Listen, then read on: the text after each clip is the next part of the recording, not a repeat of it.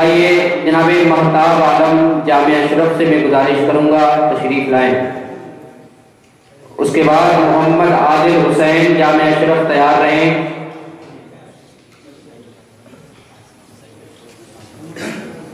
آنے والے تمام شرکاء اس چیز کا دھیان رکھیں کہ 8 منٹ آپ کے لیے 8 منٹ دیے گئے ہیں، اسی 8 منٹ میں آپ کو اپنی مکمل گفتگو کرنی ہے۔ معزز سامعین اکرام، علماء اکرام، السلام علیکم ورحمۃ اللہ وبرکاتہ۔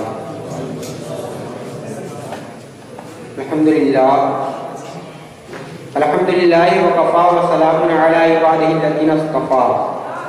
اما بعد فاعوذ باللہ من الشیطان الرجیم، بسم اللہ الرحمن الرحیم۔ قد افلح من زکاہا وقد خاب من دساہا، صدق اللہ العظیم وصدق رسولہ النبی الکریم، ونحن علی ذلک لمن الشاہدین والشاکرین، والحمد للہ رب العالمین۔ ان اللہ وملائکتہ یصلون علی النبی یا ایھا الذین آمنوا صلوا علیہ وسلموا تسلیما۔ اللہم صل علی سیدنا ومولانا محمد معدن الجود والکرم وآلہ وبارک وسلم، صلوا علیہ صلاۃ وسلام علیک یا رسول اللہ صلی اللہ علیہ وسلم۔ صوفیاء اکرام کی تعلیمات یہ آفاقی اور فطری ہے۔ خدمت خلق کی ترغیب ہماری مذہبی تعلیمات کا حصہ ہے۔ انسانیت کی فلاح کے لیے اللہ رب العزت نے اسلام کو بطور مذہب پسند کیا۔ خدمت خلق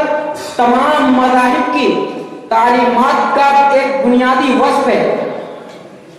لیکن اسلام بالخصوص ایک ایسا معاشی اور سماجی ڈھانچہ رکھتا ہے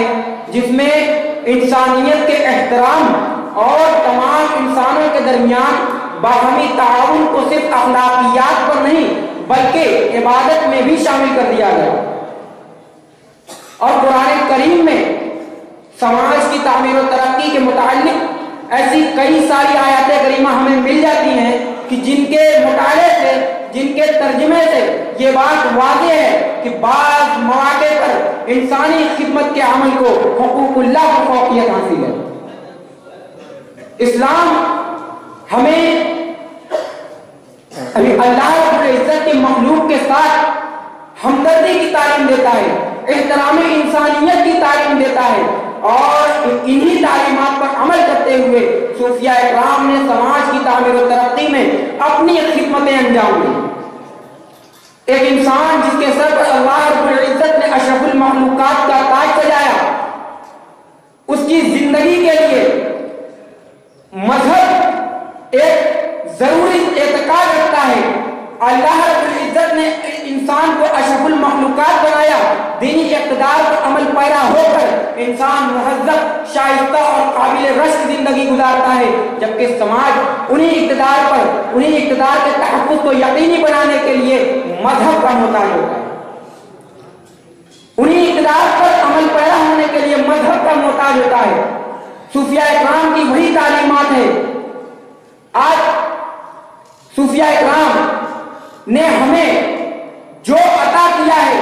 اور جو عطا کرتے رہے ہیں، دنیا اسے فراموش نہیں کر سکتی۔ صوفیاء اکرام نے سماج کی تعمیر و ترقی کے لیے، انسان کو صحیح راہ دکھانے کے لیے ہمیشہ اپنی زندگی کو ان کے لیے لگا دیا۔ بالخصوص مسلم سماج میں ہمیشہ سے ایسے صوفیاء اکرام پیدا ہوتے رہے ہیں جنہوں نے سماج کے لوگوں کی زندگی کو بہتر بنانے کے لیے اپنی خدمات انجام دی اور ان کی زندگی کو بہتر بنانے کے لیے ہمہ وقت محنت و مشقت کرتے رہے، اور جن میں سر فہرست جن صوفیاء اکرام کا نام آتا ہے حضرت خواجہ معین الدین چشتی، حضرت خواجہ نظام الدین اولیاء، حضرت خواجہ قطب الدین بختیار کاکی، حضرت سیدنا مخدوم اشرف جہانگیر سمنانی رضی اللہ تعالیٰ عنہ۔ یہ صوفیاء اکرام کی وہ شخصیتیں ہیں، ہمارے بزرگان دین میں صوفیوں اور صوفیاء اکرام کی یہ وہ شخصیتیں ہیں جنہوں نے نہتے ہاتھوں پر جن کے نہتے ہاتھوں پر ایک دو انسانوں نے اسلام قبول کیا، وہ بھی کسی زور زبردستی پر نہیں، بلکہ صرف اللہ اور اس کے رسول کی یہ عادات کو دیکھ کر کہ ان کے جب یہ بندے اس طرح سے عمل کرتے ہیں تو ذرا سوچے کہ اللہ اور اس کے رسول کے جو فرمان کے مطابق اپنی زندگیاں گزارتا ہے، اگر ہم اسلام لاتے ہیں تو ہمیں کتنا بڑا فائدہ ہوگا۔ صرف یہ دیکھتے ہوئے ان کے نہتے ہاتھوں پر ایک دو نہیں بلکہ لاکھوں لاکھ انسانوں نے اسلام قبول کیا۔ ہم جب خواجہ غریب نواز رضی اللہ تعالیٰ عنہ کی زندگی کو اٹھاتے ہیں تو ہم کیا دیکھتے ہیں کہ آپ نے جب دہلی سے اجمیر کا سفر کیا تو اس سفر کے درمیان آپ کو 8 دنوں کا وقت لگا، تقریباً 8 دنوں کے اندر یہ وقت یہ جو سفر طے ہوا، اور ان 8 دنوں کے سفر میں حضرت خواجہ غریب نواز رضی اللہ تعالیٰ عنہ کے دست مقدس پر ایک تو نہیں بلکہ تقریباً 60,000 لوگوں نے اسلام قبول کیا۔ کسی زور زبردستی نہیں بلکہ صرف ان لوگوں کی اخلاقیات کو دیکھ کر ان کے عملیات کو دیکھتے ہوئے اسلام قبول کر لیا۔ ہم مخدوم اشرف کی زندگی کو جب اٹھاتے ہیں، حضرت سیدنا مخدوم اشرف جہانگیر سمنانی رضی اللہ تعالیٰ عنہ کی زندگی کو جب اٹھاتے ہیں تو ہم کیا دیکھتے ہیں کہ جب آپ کا مقابلہ ہندو پنڈتوں سے ہوتا ہے اور وہ اسلام کی حقانیت پر آپ کو دلیل مانگتے ہیں تو آپ انہیں دلیل کس طرح سے دیتے ہیں؟ آپ انہیں کلمہ بعد میں پڑھواتے ہیں، پہلے خود ان کے بتوں سے کلمہ پڑھوا کر انہیں صاحب ایمان اور ان پنڈتوں کو صاحب ایمان بنا دیتے ہیں، خود ان کے بت گواہی دیتے ہیں۔ یہ صوفیاء اکرام ہیں جنہوں نے اسلام کی حقانیت کو ظاہر کرنے کے لیے اپنی خدمتوں کو انجام دیا ہے، اور صرف اسلام کے لیے نہیں بلکہ پوری سماج کے لیے اگر کسی نے اپنی محنت و مشقت لگائی ہے تو یہ وہی صوفیاء اکرام ہیں جو پوری زندگی خانقاہوں میں بیٹھ کر صرف مریدی نہیں کرتے تھے، صرف پیری نہیں کرتے بلکہ اپنی خانقاہوں میں بیٹھ کر بھی وہ دین کی اور سماج کی وہ اشاعت کرتے ہیں، وہ تعمیر و ترقی میں وہ خدمتیں انجام دیتے ہیں کہ دنیا اگر اسے صحیح طریقے سے مطالعہ کر لے، اگر جان لے پہچان لے تو چلتی قیامت تک تا قیامت کبھی دنیا ان بزرگان دین کی خدمتوں کو فراموش نہیں کر سکتی۔ ہم جب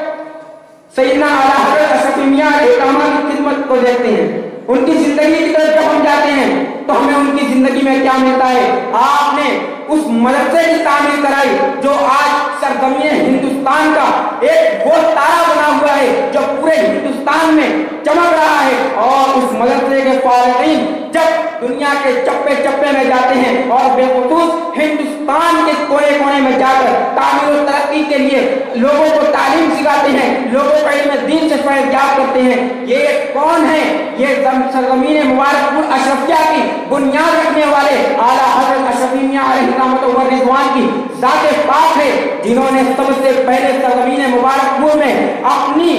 خدمتوں کو انجام دیتے ہوئے اس مدرسے کی بنیاد رکھی۔ اور مخدوم الاولیاء محبوب ربانی فرماتے ہیں کہ سن 1300 ہجری کا وہ وقت بھی آیا کہ جب سرزمین مبارک پور میں مدرسہ اشرفیہ کی جدید سنگ بنیاد رکھنے کا وہ وقت بھی آ گیا۔ اس وقت اعلیٰ حضرت اشرف میاں وہاں موجود تھے، اور نماز جمعہ کے بعد آپ نے اس مدرسے کی بنیاد رکھی، اور بنیاد رکھنے کے بعد آپ نے دعا فرمائی اور فرمایا کہ انشاءاللہ تعالی ایک دن یہ مدرسہ بہت ترقی کرے گا۔ حضرت اعلیٰ حضرت اشرف میاں نے اس مدرسے کے منصب پر فائز ہو کر سرپرستی کے کام کو انجام دیا، اور حضور محدث عالم علیہ الرحمہ ان دونوں کی مضبوط و مستحکم خدمتوں کی وجہ سے سرزمین مبارک پور اشرفیہ میں سرزمین مبارک پور میں مدرسہ اشرفیہ نشیب و فراز کے بھون سے نکلتا رہا، اور آپ کے وصال کے بعد غوث وقت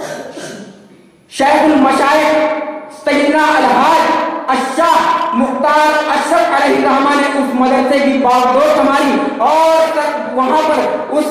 منصب پر فائز ہو کر اپنی خدمتیں انجام دی۔ اس کے بعد ہم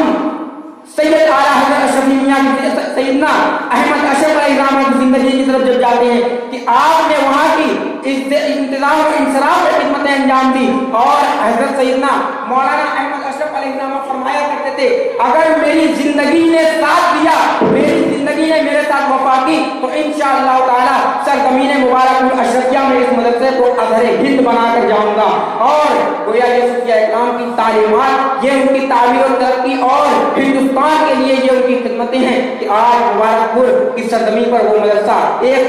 ستارے کی طرح چمک رہا ہے۔ دعا ہے اللہ رب العزت ہم تمام لوگوں کو صوفیہ اکرام کی تعلیمات پر عمل کرنے کی توفیق عطا فرمائے۔ وآخر دعوانا الحمدللہ رب العالمین۔